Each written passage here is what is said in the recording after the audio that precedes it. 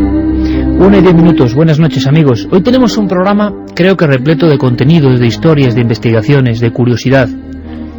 En el fondo, el misterio es la vida. Pero me vais a permitir, aunque sea un par de minutos, para iniciar de una forma completamente diferente a lo que es habitual. Ayer mismo una compañera de nuestro equipo televisivo, que es la misma familia prácticamente, nos hizo conocer una vivencia que nos estremeció. Yo espero que ocurra lo mismo con vosotros, cientos de miles de amigos milenarios, porque vais a entender enseguida que tenéis una participación activa en este suceso, y me intentaré explicar lo mejor que pueda. Todo esto nos hace reflexionar sobre lo fútil que es la vida en ocasiones. La vida y la desgracia que esperan en cualquier esquina y hacen que reflexionemos sobre todo en torno a lo que es importante de verdad.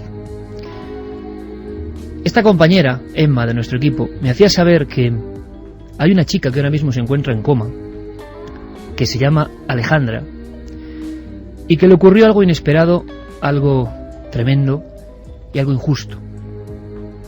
Era oyente del programa, es oyente del programa, y sobre todo su marido, novio, no tengo el dato preciso ahora mismo, José Luis Martín, que seguro que está escuchando, estaba aparte de destrozado por lo que os voy a contar, esperanzado, y yo no sé qué decir ahora, con el hecho de que simplemente mandásemos un impulso cósmico, un impulso de amistad colectiva, un impulso de fuerza, un impulso de espíritu, no lo sé. Nos ponen un compromiso este amigo, pero vamos a hacerlo porque somos así y creo que lo entendéis.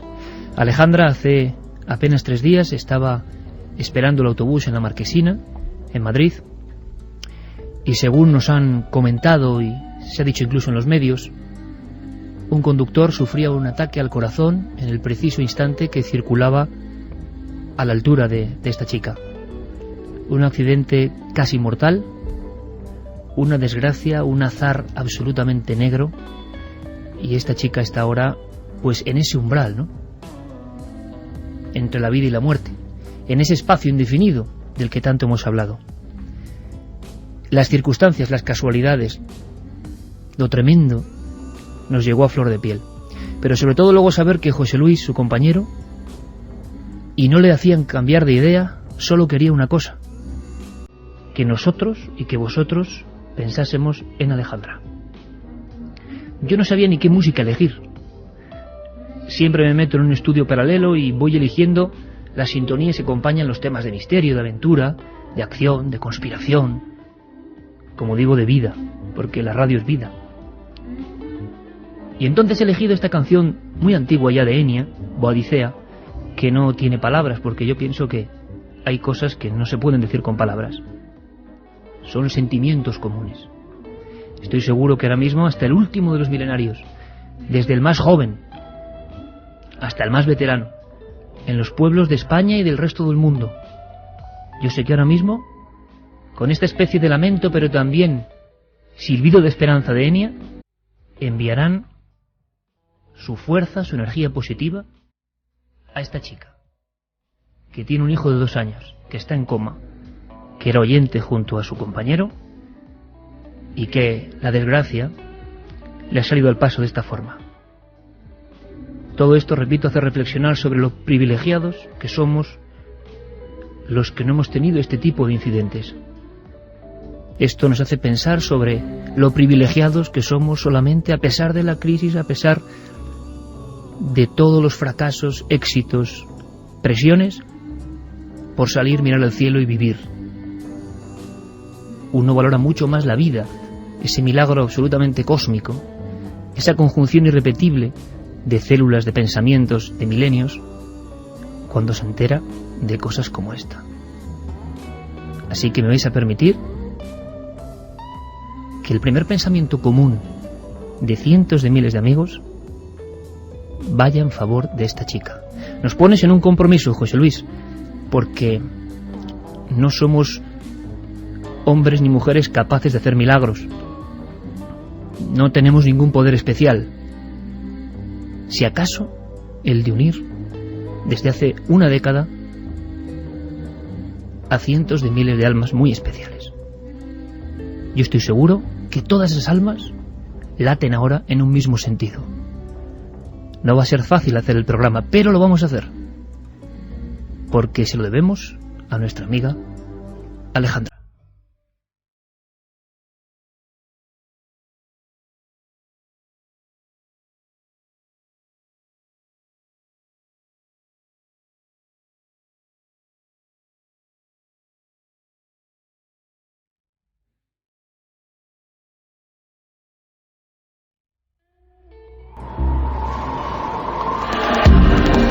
Nunca antes habías estado tan cerca de lo desconocido. Milenio 3. Cadena Ser.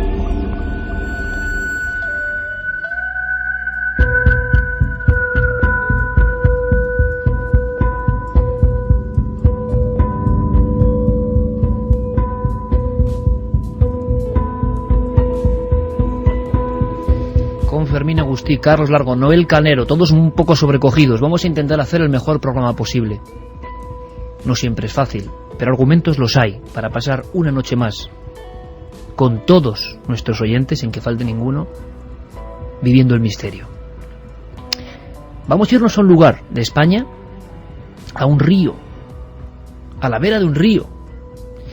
Y tenemos motivos de sobra para saber que junto a los ríos han pasado, como la historia y las generaciones, muchos sucesos un tanto oscuros que se van concentrando y que tienen un sonido muy especial.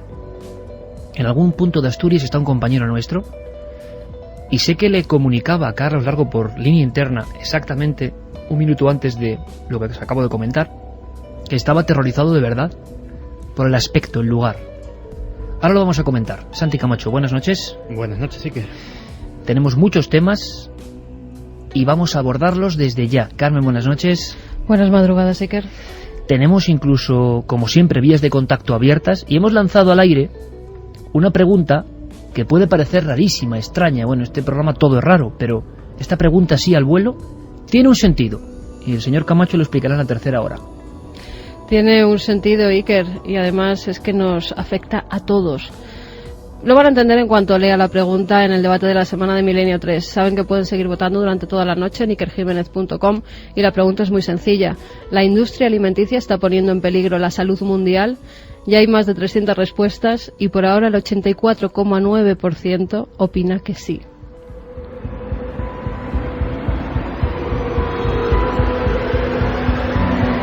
¿Y por qué hablamos exactamente ahora de esta ruptura de alimentación? Lo vais a entender. Si aguantáis con nosotros, en la tercera hora hay un dossier de conspiración, hay muchos documentales, muchas denuncias, muchas historias francamente sorprendentes. Siempre hablamos del nuclear, ¿verdad, Santi? Como mundo críptico. Pocos mundos tan herméticos como el de la industria alimentaria a gran nivel, y hay quien afirma que muchos de los grandes males que ocurren en nuestro organismo tienen que ver por cosas que permanecen ahí siempre en la sombra.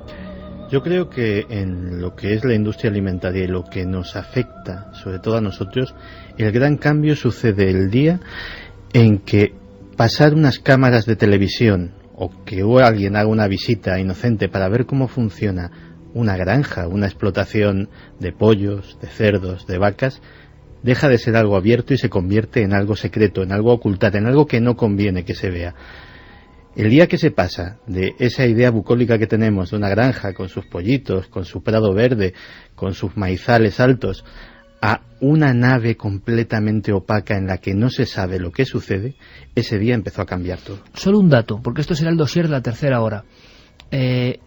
¿Ha variado más la alimentación para el organismo humano en los últimos 30 años que en los últimos 5.000? Efectivamente, y lo peor es que, por responder dato con dato, el 70% de lo que hay en las estanterías de nuestros supermercados está modificado genéticamente. Son sustancias, son alimentos, son organismos que no existían en la naturaleza no hace 30 años, no hace ni siquiera 10. Por si faltaban cosas, la segunda hora conectaremos con un profesor de la Universidad de Salamanca, nuestro querido amigo Tomás Hijo, para conocer una historia. Él ha estado ahí, en Escocia, absolutamente maravillosa. Le voy a poner solo un titular: los pequeños ataúdes escoceses. Vías de contacto ya perfectamente perfiladas para comenzar. Y agradecer a nuestros oyentes y que el apoyo que están dando ya a esta chica Alejandra, porque nos están llegando un montón de mensajes de todas partes del mundo que van a tener un pensamiento positivo hacia ella. A ver si de esa forma entre todos hacemos que esta chica de tan solo 32 años pues tenga esa fuerza y salga de ese limbo en el que ni la ciencia sabe dónde está y pueda volver a este su mundo. Gracias a todos por ese apoyo. Vamos a dar las vías de contacto, además de Facebook y de Twitter. Tenéis que buscar La Nave del Misterio y ahí podéis encontraros con más amigos y comentar el programa.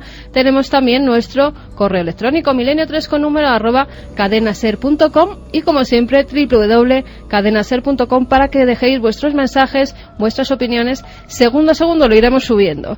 Como estamos en plena Feria del Libro, Iker, vamos a regalar pues libros, lo que hacemos en este programa.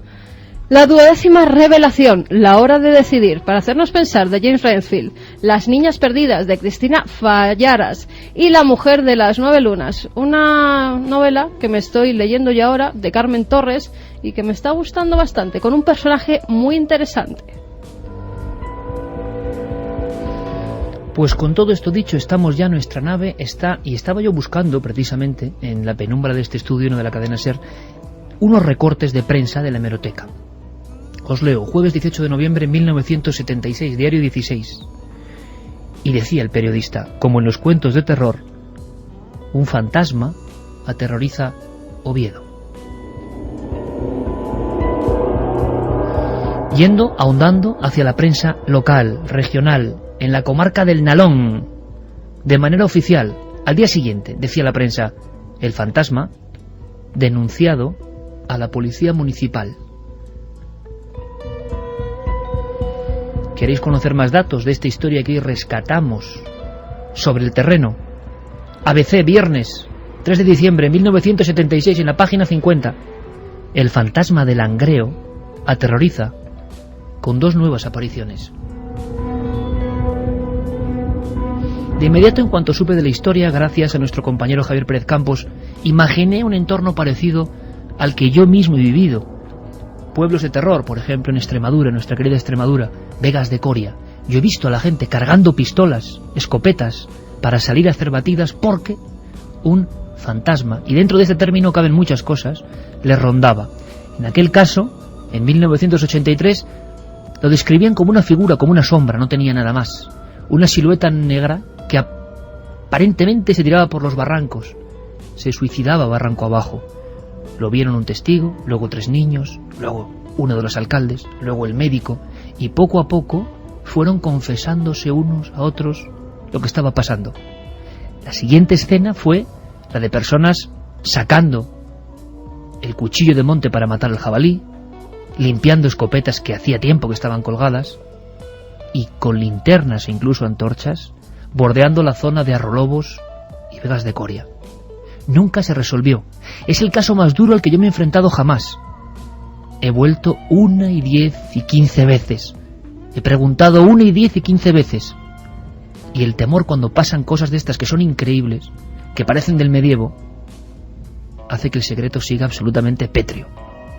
Pero es que en este río donde se encuentra nuestro compañero ahora mismo, Javier Pérez Campos, han pasado muchas más cosas. Y en la misma época, desapariciones de niños constantes, suicidios, hallazgos extraños. A la 1:24, junto al mismísimo río Lanón, en el sitio exacto donde aparecía esta figura, apareció varias veces, Javier Pérez Campos. Compañero, buenas noches. Buenas noches, Iker. Me comunicaba Carlos Largo, nuestro compañero, que yo no sé si no lo esperabas, pero que el lugar es, no sé, haznos una fotografía, porque te ha impresionado y tú ya llevas un recorrido por varios de estos lugares, pero ¿qué tiene esta orilla concreta donde aparecía este individuo, esta sombra? Pues sin duda alguna, como tú dices, he estado en algunos de estos sitios, pero yo creo que este, a día de hoy, es de los que más me ha impactado. Porque, vinimos ayer por la tarde para peinar un poco la zona. Lógicamente no puedes meterte en un bosque así tan cerrado sin conocerlo. Y bueno, vinimos a peinar la zona para ver un poco cómo era y saber un poco el recorrido. pero desde luego la visión que tuvimos de ayer por la tarde, que parecía un día, bueno, una zona que incitaba un poco al ocio, digamos, incluso, ¿no? Pues verla ahora, en la completa oscuridad absoluta, sin nadie a kilómetros a la redonda, con estos sonidos, ¿no?, que tiene la noche, pues desde luego aterroriza. Y yo desde que he entrado, sinceramente te digo, Iker, que no me siento demasiado solo. Vamos a bajar la música, Noel, porque yo no sé si se escucha de fondo el propio rumor del río o no, si te encuentras cerca justo de la orilla, si es una zona llena de matojos, porque en ese sitio tan aparentemente agreste ocurrieron las primeras apariciones de este suceso que llegó a ser denunciado ante las autoridades. Eso es, justo delante de mí tengo el río Nalón, un río, bueno, pues que a lo largo de sus 130 kilómetros, más o menos, pues ha recogido y ha visto y ha vivido gran cantidad de tragedias. Y te digo, Iker,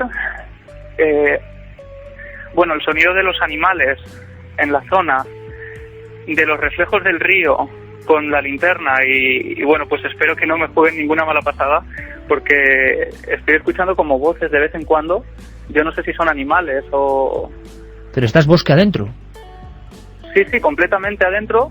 Para llegar al río Nalón hemos tenido que recorrer he tenido que recorrer varios metros y bueno, la vegetación es muy agreste, es una zona espesa, una zona muy cerrada y bueno, recordando todas las historias que hemos estado recogiendo estos días de testimonios de lo imposible en esta zona, pues desde luego atemoriza bastante, ¿no? ¿Cómo conozco esa sensación?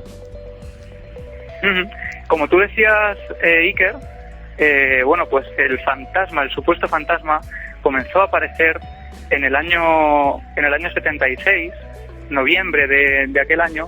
Desde luego el año 76 se despedía de una forma bastante curiosa, con un supuesto fantasma que aparecía por la zona, ¿no? Tengamos en cuenta que en aquella época los vecinos que trabajaban en las minas, estamos concretamente en la cuenca minera del río Nalón, los vecinos que trabajaban en las minas tenían que volver a casa caminando por estos parajes. Y bueno, imagínate en este momento la completa soledad y de pronto ver una silueta de fondo que a algunos les hacía incluso esquivar, correr por caminos escarpados, escapar de la zona, ¿no? Y bueno, de hecho la noche del 27 de diciembre un vecino se topa con lo imposible, es Miguel Ángel Fernández, camina por esta zona concreta y se encuentra con ese extraño personaje. Acude corriendo a la comisaría de policía y allí denuncia los hechos. Deja constancia de que se le ha aparecido a alguien en mitad del camino. ¿Te han confirmado, Javi, que esa denuncia existe? Esa denuncia existe. Aparece en el periódico La Nueva España, publicado el 28 de diciembre del año 76, 28 de noviembre, perdón. Y bueno, estamos detrás de ella, estamos intentando conseguirla. Tenemos casi la fuente original incluso, y es muy probable que la tengamos en las manos, pero el hombre decía era el vigilante del matadero municipal y él aseguraba que se había encontrado con lo imposible en esta misma zona. Sería como una silueta más alta de lo normal, Javi. Hay quien, porque hubo luego muchas personas que lo vieron e incluso luego imagino que se fueron agregando elementos. Vamos a escuchar voces del pueblo, ¿no? Que yo creo que es la fuerza que tienen estas historias sobre el terreno, voces de gente absolutamente normal, que incluso en alguna ocasión vieron en mitad de la noche, por donde tú estás ahora mismo, en esos recovecos junto al río, que era una figura como muy oscura, muy alta, y alguien le distinguió incluso como una cruz en el pecho, una forma de cruz más oscura en el pecho. Sí, de hecho incluso llegó en una ocasión a interactuar con uno de los vecinos del Langreo, que al acercarse a este personaje, a este fantasma, incluso tiene que llegar a arrodillarse y ponerse a rezar. Algunos de los vecinos ayer nos comentaban que les recordaban a las historias de la Santa Compaña en Galicia, ¿no? Es la típica figura espigada, flamígera, como acabada en pico, tipo Santa Compaña, es lo que yo quería saber. Eso es, tipo, incluso ensotanada, digamos, ¿no? Y que parece que ondea al viento, pero no parece ropa, ¿no? Parece que forma parte incluso de la propia figura. Fíjate que ayer una vecina nos comentaba, yo creo que aquello era un fantasma, creo que aquel personaje era alguien que había muerto allí y que volvía pues a pedir ayuda, porque imagínate qué persona que sale de trabajar a las 3 de la madrugada, que tiene que volver a las 6, a trabajar va a ponerse a asustar o a jugar con este tipo de cosas, y en esta zona. Y además una zona difícil, repito, agreste, llegar no es fácil, justo a esa orilla de ese punto concreto donde empiezan las apariciones. Nosotros, desde luego, cualquier información, Carmen, que tengamos esta noche de los amigos de Asturias, que hayan vivido, que recuerden datos, será muy interesante, porque nuestro compañero, esto es mostrar el trabajo en vivo, está trabajando ahora mismo, escarbando y agarrando testimonios y datos. Testimonios. Además, esa figura ha sido vista en más ocasiones y en diferentes puntos.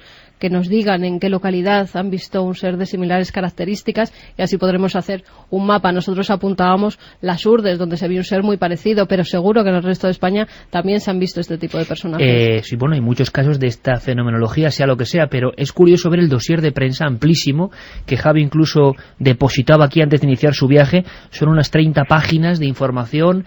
Y como siempre, luego todo se disuelve, van prolongándose las apariciones de esta figura, sea lo que sea. Algunos describen que hay que vivirlo, ¿no?, en la oscuridad, en la noche, llegando a algunas de las poblaciones típicas de esa zona asturianas, un poco diseminadas, y creen que es una persona conocido del pueblo. Esto ha pasado muchas veces, una señora enlutada, y se van aproximando, intentan alcanzarla, les da la espalda, y cuando ya se encuentran a unos 10-12 metros, la persona, el testigo X, se da cuenta de que esa enlutada, esa señora, no toca el suelo exactamente. El ondear de su traje talar negro está a unos palmos del suelo. Y esto se va repitiendo, y por eso la prensa va hablando de aterroriza la zona del Langreo con 2 nuevas apariciones y demás. Javi ha encontrado testimonios, y esto me parece muy interesante, testimonios que tienen la fuerza esa, no sé, inimitable, ¿no?, de las personas que recuerdan una historia. Y vamos a escucharlos. Empezamos con personas que recordaban en otro lugar de los hechos, en otro punto, cerca del casco urbano, las apariciones incluso familiares de esta figura que fue protagonista a final de los años 70, un caso creo que completamente desconocido para el mundillo del misterio hasta hoy, de este fantasma de la cuenca minera. Siendo yo cría, iba mi papá a trabajar para un pozo para allá, para Santa Bárbara, y de hecho aquí mismamente en la plazoleta a lo mejor decían, ahí vi el fantasma. Mi marido lo llevó una vez, venía de trabajar de noche y le llegó a ver, pues se quedó y llegó a casa y dice, va, y sale ahí un fantasma.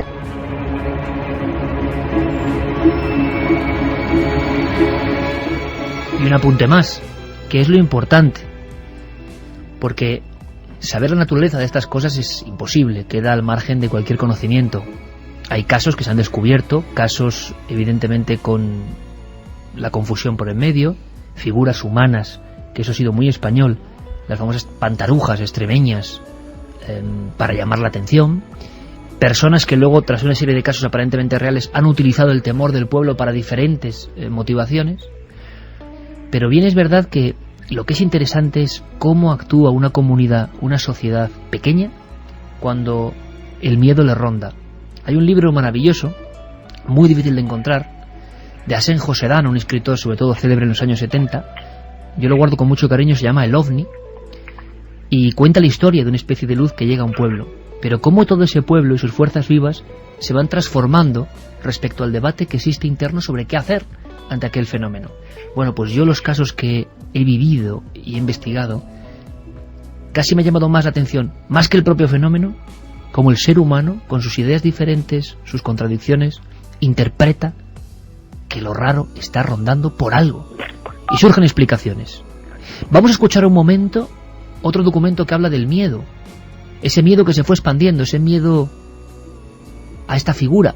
Siempre al parecer la misma, aunque ahora Javi nos sacará de dudas. La gente que vivía para arriba, para el Yugarín, pues él los asustaba, aparecía y desaparecía. Y claro, pues cuando eso, como vas con el miedo en el cuerpo, que vi el fantasma. Y la gente tenía miedo porque, como decían que era un fantasma, que tal, pues tenían miedo, sí. Te has encontrado con muchas personas, Javi, que lo comentaban sin ningún rubor, el miedo que vivieron ellos y sus familias en los años 70. Eso es, incluso algunos vecinos, para que veas el miedo que llegó a ocasionarse en el pueblo de Langreo y en la zona. Porque una cosa muy curiosa es que este fantasma empieza a verse en los alrededores, en estos caminos solitarios, en lugares de tránsito nocturno por los mineros, pero poco a poco, conforme empiezan a pasar los días y los testimonios, este personaje empieza a acercarse al pueblo, llega incluso a parecérsele a un vecino en un callejón, donde desaparece prácticamente delante de sus narices. Y algo que nos comentaban y que nos pareció bastante curioso es que algunos vecinos recordaban la historia del fantasma, pero no en el año 76, mucho más atrás, incluso años 60, otros nos hablaban de años 40, otros nos hablaban del siglo XIX, que se lo habían escuchado contar a sus bisabuelos.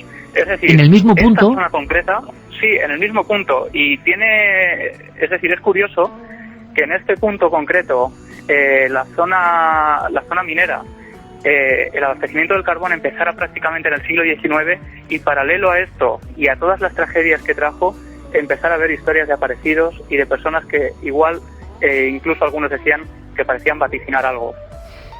Dos factores importantísimos. Uno, la creencia popular de que una sombra, la sombra, desgajada de la materia, lo que hace es anunciar algo que va a pasar. Y luego la sensación de que un hecho luctuoso, por ejemplo en la mina, y en Asturias los amigos mineros están más que acostumbrados, la tragedia inesperada genera una de estas entidades.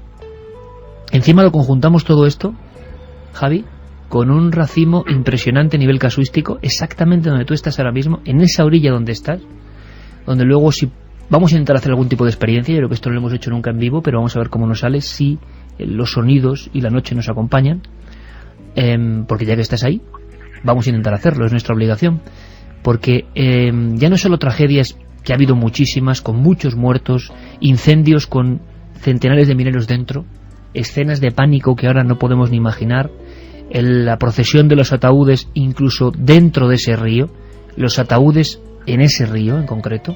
Pero hay una cosa que de verdad inquieta, y la labor que has hecho de hemeroteca yo creo que es sensacional, Javi. ¿Te has dado cuenta que justo en esa zona, en ese punto, las desapariciones de los que llamaríamos desapariciones extremas, vamos a decirlo así, de niños, coincidiendo incluso con las fechas de la aparición de esta figura? Sí, es realmente tremendo, porque año 76, noviembre en concreto, sale una publicación en Diario 16 que decía: niña de 3 años desaparecida en el Nalón. Al parecer la joven Margarita, había salido a jugar. Nadie sabe bien dónde desapareció exactamente, porque su familia recuerda haber estado con ella, haber estado jugando y demás, y eso, hay un momento en el que ellos se despistan, no saben muy bien, no sabrían definir exactamente ese momento, y Margarita Rubio desaparece por completo en estos bosques. Nadie vuelve a verla nunca jamás, y esta historia, desgraciadamente, se ha repetido en muchas ocasiones. Por ejemplo, 3 años antes, en el 73, el pequeño Pedro Gallego sale también a jugar con sus amigos, y sus amigos tampoco saben exactamente el momento en el que sucede, pero de pronto Pedro desaparece, nadie vuelve a saber nunca de él, no vuelve a encontrarse ningún resto de él, ni un zapato, nada de ropa. Y bueno, pues algunos vecinos, por supuesto, no querían hablar del tema, solo, off the record, ¿no? Porque es un tema muy delicado, lógicamente, y lo entendemos, pero nos comentaban que mucho se ha hablado, por ejemplo, del niño de Somosierra o del niño pintor de Málaga, pero no se ha hablado nada del niño de Serrallo, el niño de Serrallo que desaparece aquí también, en estos bosques. Otro caso más. Sí, no se vuelve a saber absolutamente nada de él. Y bueno, las teorías son muchas, ¿no? Que desapareció en el Nalón, pero hubo centenares de personas peinando la zona, buceadores profesionales nadando por el río abajo, no encuentran absolutamente nada. Se habla de que pueden haberlo raptado en la zona, se habla de que puede haber caído dentro del río y en alguna fosa subterránea, pero lo cierto y verdad es que a día de hoy Margarita Rubio, Pedro Gallego y otros tantos niños se internaron en estos bosques y nunca más volvieron a salir de él.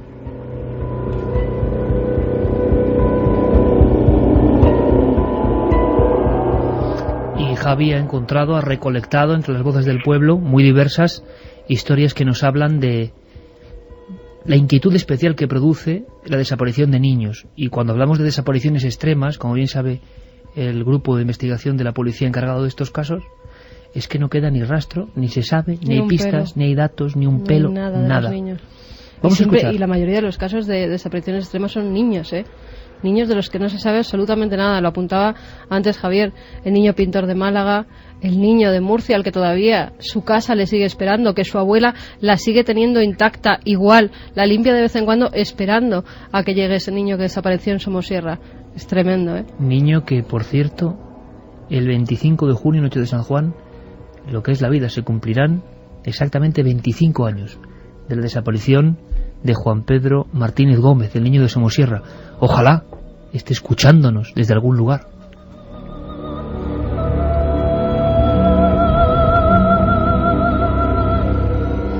Las personas en esta zona concreta que está peinando nuestro compañero, nuestro equipo destacado, hablan sin tapujos de uno y otro caso y otro caso y otro caso, que no se corresponde solo a tragedias de caerse al río, ni mucho menos, sino desaparecer en los bosques aledaños. Apareció gente, hubo gente que se tiró al río, que se suicidó, vamos, en una palabra, y tal, gente que cayó, que lo llevó la ría, como el señor este y tal, siempre aparecía. Más lejos o más cerca, hubo gente que apareció en Pravia, o sea, que queden a 40 kilómetros, con una ría y llevó y apareció el cuerpo en Pravia. Hubo gente que tal, sin embargo, ese nenu nunca apareció. Y esa frase la ha escuchado nuestro compañero muchas veces. Ese nenu, con un nombre, con otro nombre, con otra entidad, nunca apareció. Y algo más, dentro de la historia un poco bizarra de este entorno, donde curiosamente radica una historia no resuelta de supuestos fantasmas, o dirían pantallas, ¿no?, en las urdes, o cualquier otro nombre que queréis ponerle. La sensación de alguien que merodea y que hace siempre una misma función, un mismo camino, y nadie sabe para qué ni por qué. Personas que ponen fin a sus días precisamente en ese punto, que también es que hay lugares que parece que por lo que sea que se nos escapa llaman a esa oscuridad, a esa negrura. Y vais a ver, amigos, qué fuerza tiene también este corte sonoro, porque las mujerucas de la zona se ponen a recordar casos de compañeras que de repente en un día llegaron allí y pusieron fin a sus días, justo donde está nuestro compañero Javi. Sí, aquí se ahogaron, pues se tiró María, la del baile, se tiró, ahí, la madre de Pili, la cañivana, también se tiró, Nati, sí, hubo unas cuantas señoras que se tiraron al río, sí. De un crío que no se sabe si cayó al río, sí que pues no lo sé porque se nunca apareció. A ciencia cierta no se sabe si cayó al río. No sé si hablaban después de tiempo que había aparecido una gota. Voces que hablan de hechos que han ocurrido y que luego recogen los periódicos. Es curioso, Santi, como en muchas ocasiones hay entornos, enclaves, quizá, claro, siendo lógicos y objetivos, decimos, bueno, si hacemos una gráfica y vamos buscando elementos, es raro que no haya sitios donde se concentren, por desgracia, tantas tragedias, ¿no? Pero es que hay algunos que son como puntos rojos. Y luego está ese factor que además se ha puesto de moda, pasó sin pena ni gloria, porque luego todo esto se olvida de una forma radical. O sea, hay un día en que ya no vuelve a haber apariciones. Y recientemente todo el mundo se ha acordado del caso por la famosa película de Mothman, aquella especie de figura pues muy parecida, oscura, que parece que anunciaba una tragedia en un puente sobre un río y que luego muere mucha gente. Y luego, ¿cómo se corta todo esto? Ya no solo me parece raro cómo parece, sino cómo se corta. Nadie sabe nada, y lo que era una broma o una cuestión más o menos de escepticismo lógico ya no vuelve a ocurrir. Y es que recientemente, Santi, tú me lo contabas, hace no mucho tiempo, si esto no está olvidado, lo han olvidado los medios generales. En Estados Unidos volvía a haber auténtico pánico social por las apariciones de una figura de este tipo. Sí, de hecho, sigo documentando el caso sobre todo por ver si esa asociación, que ya incluso la apuntaba Javi con respecto a que muchos pensaban allí que podía estar esa figura asociada a una catástrofe en la mina, pues si ese reciente conato de Mothman que está teniendo lugar en Estados Unidos se acaba correspondiendo, Dios no lo quiera, con alguna catástrofe natural. Pero lo que comentabas antes me parece interesantísimo al hilo de todo esto, y es que la verdadera grandeza de muchos guionistas, de muchos escritores de novelas, de películas de misterio, es precisamente no tanto en describir hechos más o menos asombrosos o más o menos terribles o más o menos intimidantes, sino los realmente grandes son los que saben retratar muy bien eso que decías, cómo la gente ordinaria se acaba enfrentando a lo extraordinario, cómo personas que llevan vidas absolutamente normales, planas, sin sobresaltos, casi cambian de personalidad, y cuando se ven enfrentadas a lo extraordinario también toman medidas extraordinarias que serían impensables en ellos. Y además intento ponerme ahora mismo en la piel de Javi, que está en un enclave mágico. Yo lo noto bastante inquieto de todas formas a nuestro compañero. Quería preguntarle una cosa. Tengo que deciros simplemente que cada vez me parecen más nítidos, y prometido que esto es cierto, escuchar voces como de gentío lejano. Y hay que decir que los pueblos más lejanos, es que, vamos, el pueblo más cercano está a varios kilómetros a la redonda. Esto es una zona que no tiene ningún ocio. ¿Bajamos la música, Noel? Hay, no sé, mira, realmente, bueno, la soledad podéis imaginar en un... Pero es que has oído como una algazara de gente. Sí, como, bueno, pues como gentío lejano, bastante gente. Y es que lo sigo oyendo ahora mismo. Se oye como... Tengo prometido el pelo de punta, todo el pelo de punta, porque... ¿Puedes acercar no sé si podemos... Es que sería increíble. Yo no sé, Noel, si podemos amplificar al máximo el sonido y que tú con el teléfono...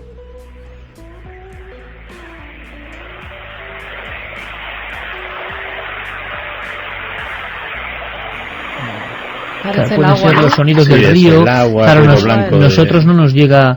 así una gran cosa, claro, pero desde curioso, porque es justo lo que escuchó Luis Álvarez cuando también estaba en la orilla del río, en ese accidente de autobús que provocó tantas muertes. Desde aquí ya se escucha lejano, se escucha muy lejano, pero os puedo garantizar, como que estoy aquí mismo, que estoy escuchando ese gentío, ¿no? Ese como bastantes personas que hablan a la vez. Y ya te digo que estamos alejados de cualquier carretera, de cualquier casa, de cualquier camino. Es decir, que ¿Están a distancia prudente los compañeros que están contigo para el reportaje de Cuarto Milenio? Sí, los compañeros están grabando recursos en un pueblo cercano, a varios kilómetros de aquí también, es decir, que ellos no son. Tenemos bastantes recursos que grabar y... No, te lo digo porque grabasen eso, aunque sea tu sensación... ¿Estás completamente solo, Javi? Si se puede captar. Estoy completamente solo, llevo la Night Shot encima, entonces también estoy grabando todo. Ahora lo entiendo, estás ahí solo en el bosque, yo pensé que estaba con uno de nuestros compañeros cámaras. Madre mía, amigo. Completamente solo, y te puedo prometer que es cierto, que no es ningún falseo, que estoy aquí solo en medio del bosque.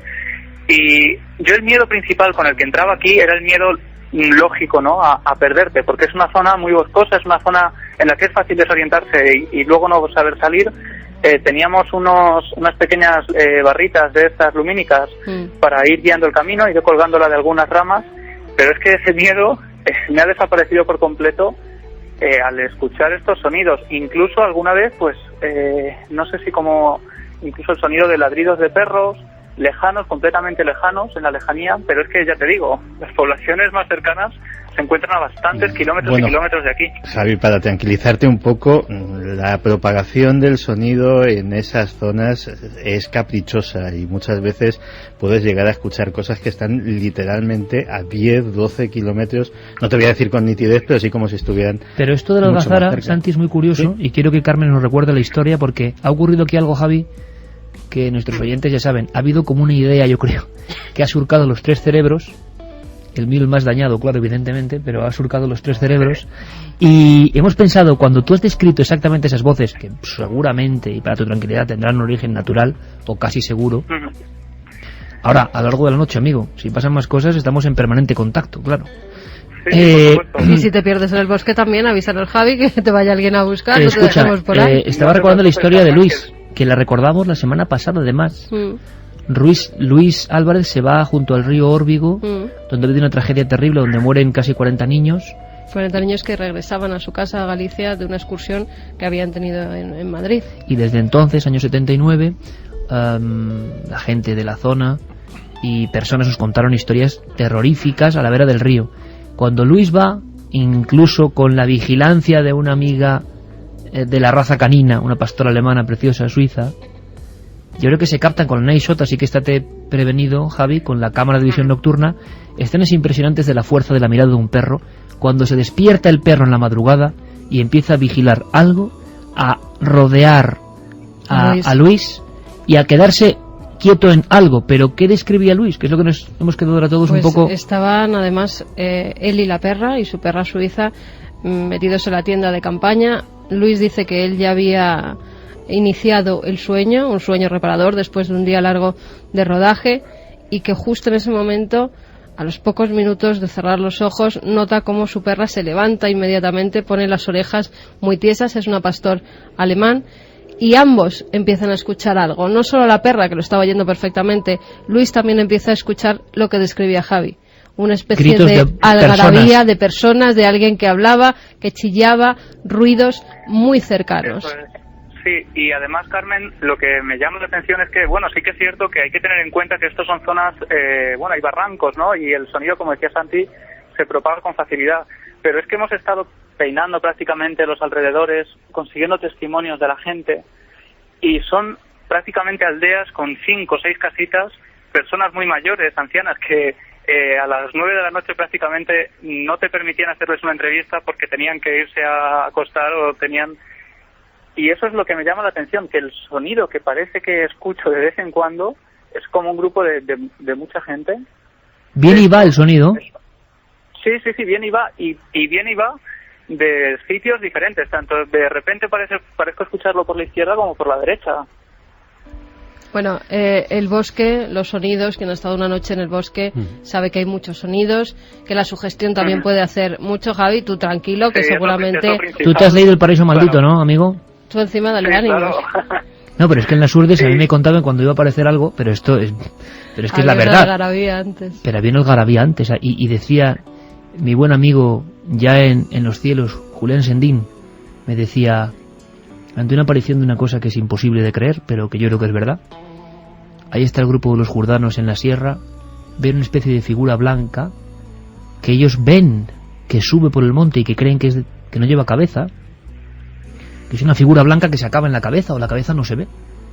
Y dice, y escuchábamos, claro, el absurdo, lo maravilloso del absurdo y el misterio, ¿no? Año 47, dice, los tres antiguándonos, y Julián Sendín, que me acuerdo perfectamente, estoy viendo ahora, que pegó un puñetazo en la mesa y me dijo, me llamo Julián Sendín Martín, y esto es lo que yo vi, cerca del pueblo, de la aldea, sin luz, del Rubiaco en aquel entonces, y escucha esta visión que parece del inconsciente colectivo junguiano apareciéndose, y escuchaba como una algazara. Don Julián, ¿qué es una algazara? Dice, es como el sonido de mucha gente hablando, o bailando, o cantando, o acercándose. Eso decía Julián Sendín. Vamos a hacer una cosa, Javi. Vamos a mantener línea abierta contigo durante todas las horas del programa. Pero fíjate que yo le decía a Carlos Largo, desde luego sin esperar esto de esta anomalía de las voces, que seguro que tiene una explicación, pero vamos a ver si se la encontramos. Vamos a intentar hacer una grabación. ¿Tienes equipo para la grabación sonora? Sí, he traído una grabadora conmigo para que podamos dejarla por aquí, por la zona, y podamos hacer una grabación y ver si, quién sabe, si quizá esta algarabía que tú decías podemos escucharla.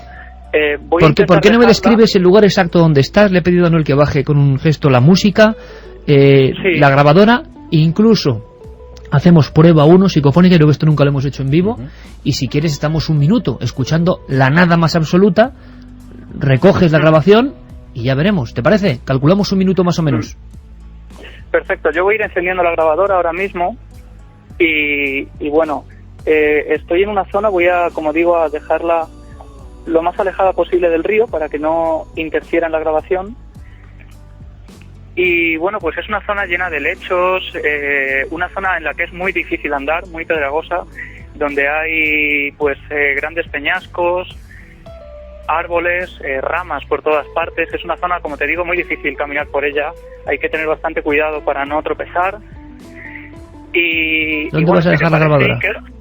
Vamos a dejarla aquí encima de esta piedra, de una piedra que tengo aquí frente a mí. Y ahora mismo acabo de ponerla a grabar.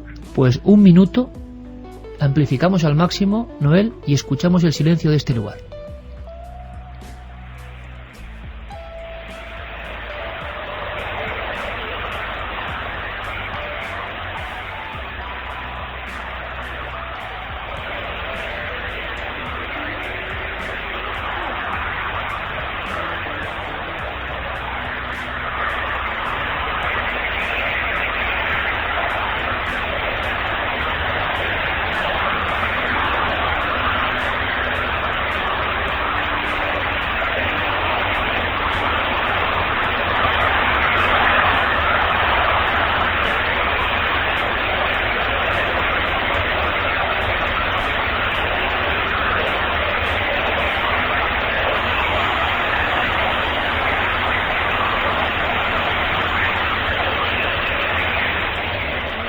Perfecto. 1:56, exactamente ahora. Claro, el sonido amplificado de un lugar natural, ya de por sí nosotros, imagino, no sé los oyentes, luego nos lo dirán, pero se escucha, pues sí, como si fuera la naturaleza viva, ¿no?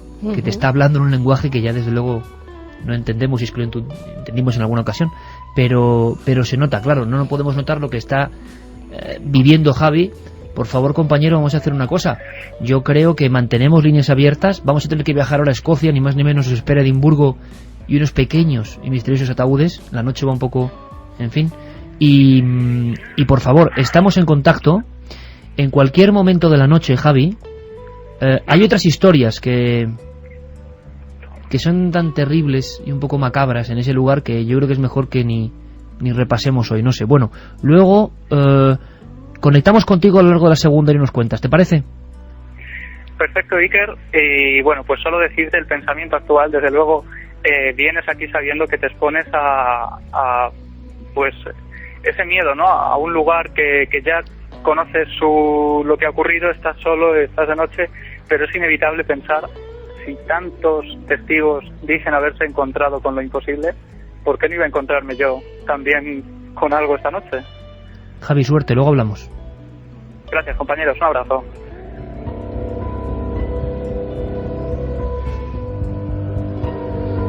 Pues no lo esperábamos, pero desde luego, bueno, es un joven reportero, Javi Pérez Campos, de la Quinta de Carlos Largo, y claro, ya van viendo que a veces es mucha emoción la de vamos a hacer y vamos a recuperar, y además es un estupendo chico y un gran trabajador, pero cuando uno se encuentra solo, hemos estado muchas veces solos en esas circunstancias, y menos mal que estás conectado con la radio.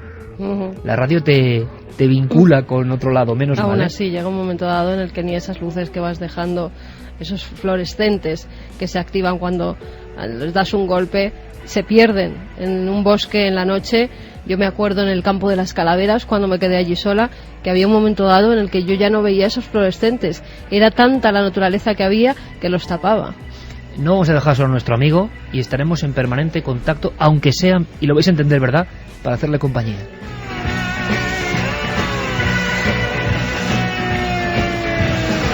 Vamos a ver si hay gente que recuerda la historia del Nalón, o es tan desconocida y tan abrupta, digamos, de los 70 que tenemos pocos datos. Hay gente que lo recuerda. Arancha, por ejemplo, nos decía: buenas madrugadas, lo primero enviar todo mi ánimo a Alejandra y a su familia. Soy de Asturias, nieta de mineros, y pasé gran parte de mi infancia jugando en las orillas del Nalón. Obviamente es uno de los ríos con más historia negra de la región. Como se puede comprobar por la hemeroteca, fueron muchos los ahogados en su cauce, mayoritariamente niños. Quizá el caso más extraño fuese el del hijo del vigilante del Vasco, en los años 30, el cual nunca apareció. No obstante, y pese a todo, fue este río durante años el corazón de Asturias, el abastecedor de las cuencas mineras. Por otra parte, en Gijón, concretamente en la zona del Cerro, fue visto en los años 40 una figura similar al fantasma del Langreo, que aterrorizó a los vecinos durante semanas y llegó a provocar incluso incidentes con heridos al confundir a los transeúntes con este fantasma. Tan pronto como apareció, desapareció, para ser visto algo similar en Amieva, unos años después. Gracias por los datos. Nosotros os dejamos con toda la información, con las noticias, y a la vuelta, solo os digo una cosa: yo no conocía la historia. Para eso está el buen amigo batueco de pro y jordanófilo de pro, profesor de Salamanca, la Universidad Tomás Hijo. Los pequeños ataúdes escoceses. Alucinante.